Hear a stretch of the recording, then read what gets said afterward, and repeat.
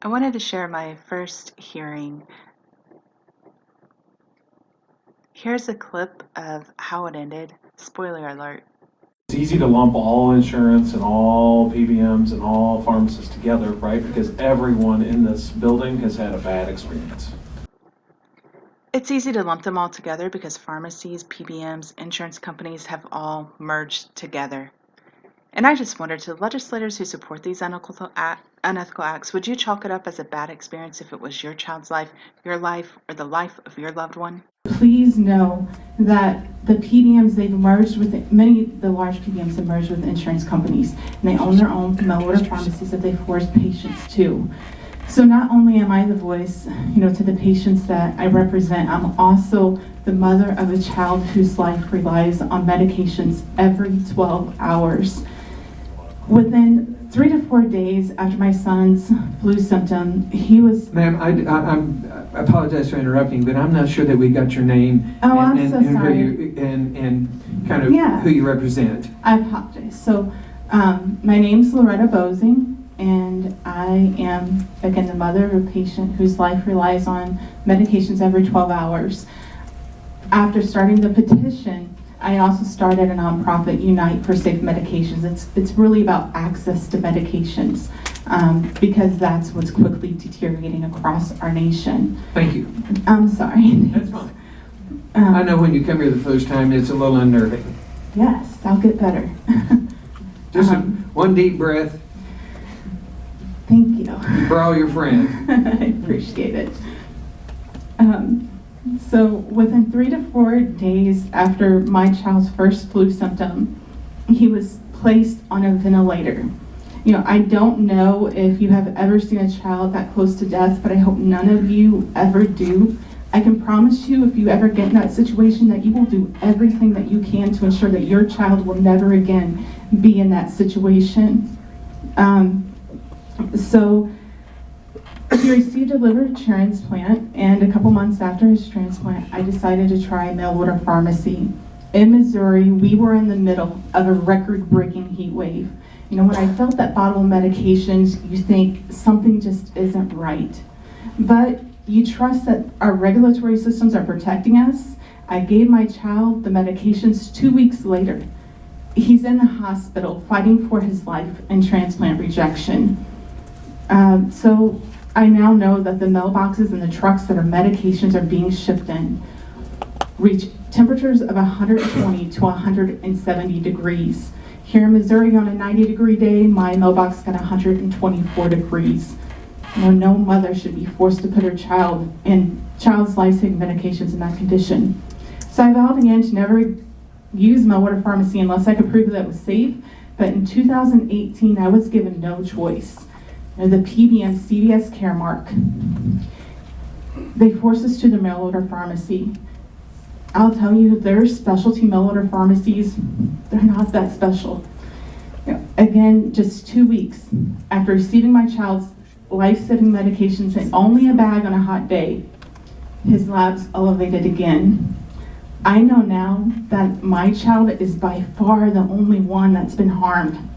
The FDA doesn't regulate mail-order pharmacies, and our state boards are either incapable or they refuse to regulate the temperatures of medications. No one's warning the patients or physicians, employers, or government officials. I contacted the FDA, USP, the drug manufacturers, all who stated that they could not uphold the integrity of medications after being shipped in such terrible conditions. CVS Caremark did offer to ship to the local pharmacy, but they told me that they're going to ship them the exact same way as they would to my home. I said no thank you. So I began calling. I made over 30 to 40 calls. I begged, I cried, I pleaded. Until the media was engaged and involved, I wouldn't win. So what would happen to me as a mom if I put my child's medications in these conditions, and knowing that his life would be at risk? But for these PBMs and their mail-order pharmacies, they face no consequences. I filed complaints. I contacted my representative. Blue Cross Blue Shield of Missouri said, oh, we don't force the mail-order pharmacy, but you know what they forgot to tell my representative is that we would have to pay 100% of the cost if we did not use their mail-order pharmacy. And in the meantime, I began connecting with patients across our nation. I've connected with patients who, here in Missouri, children who's had unnecessary interruptions in their chemotherapy treatments, MS patients who have lost their ability to walk from delays. The delays are probably even worse than the temperature issues. You know, I told my husband's corporate HR, who's actually, it's owned by one of the wealthiest people in our nation. But I told the corporate office about my advocacy. They said, great, because pharmacy choice lowers costs. Now, I actually found out later on they actually price gouged our employer as they forced us to their mail order pharmacy. They actually reimbursed themselves over 10 times more.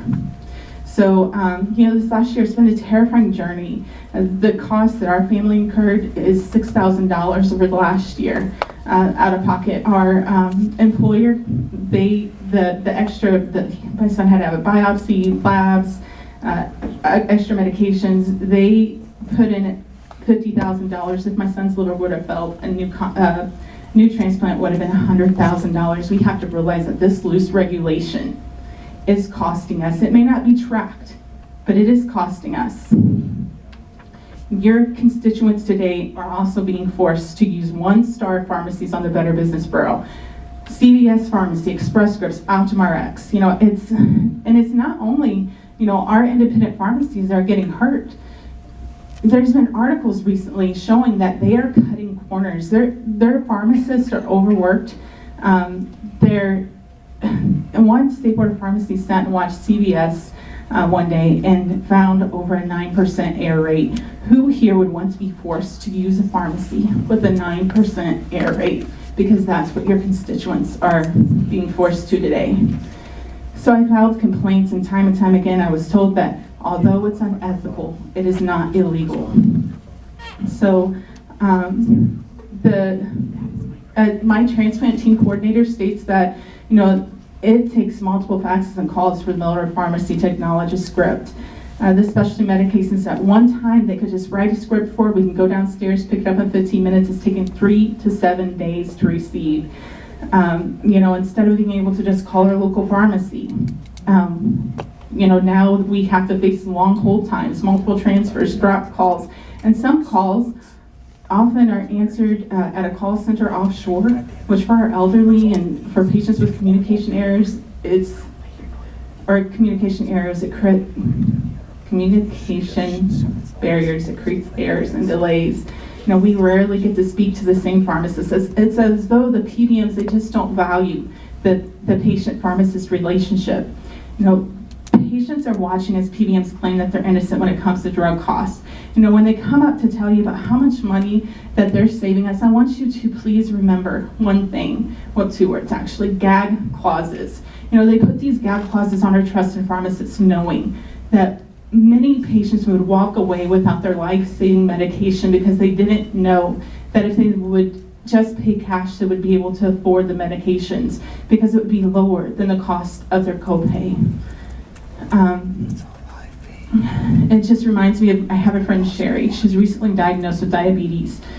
She was found unresponsive outside of her apartment, and she found out that her life would forever rely on insulin.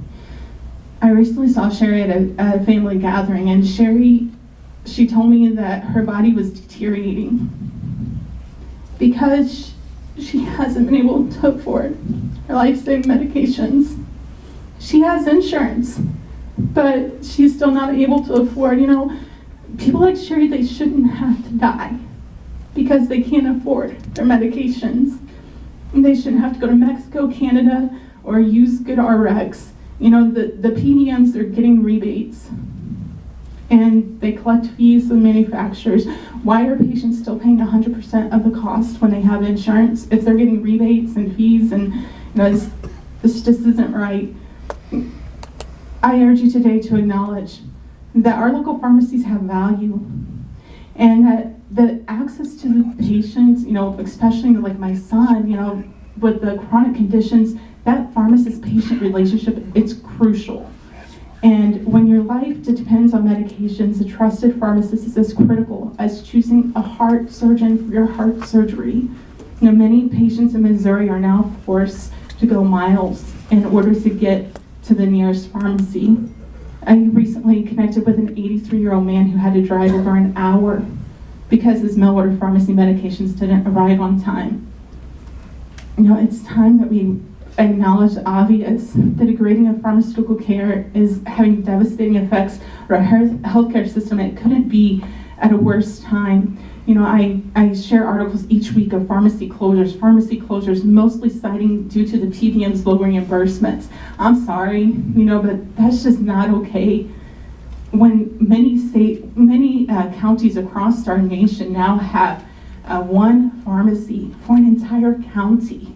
Imagine how difficult that is whenever, you know, patients just need antibiotics, whenever they need, you know, like they get the flu, they need emergency medications, a mail-order pharmacy doesn't deliver the medications on time. You know, patients' lives depend on choice and safe access. We must act quickly. PBMs, they don't manufacture drugs, they don't provide patient care, but you know what, they figured out a way to get billions of dollars from patients and taxpayers. Their greed has no limits. For your constituents, where will you draw the line?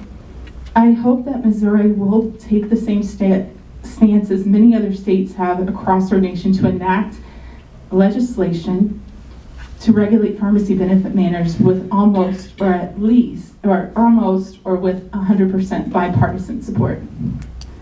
Thank you. Representative Hill, please. Thank you for that impassioned testimony. I think a lot of people would agree with you, but I need to clarify some things because we can't. It's easy to lump all insurance and all PBMs and all pharmacists together, right? Because everyone in this building has had a bad experience. Sadly, that was not the only part of the conversation afterwards that would absolutely break my heart.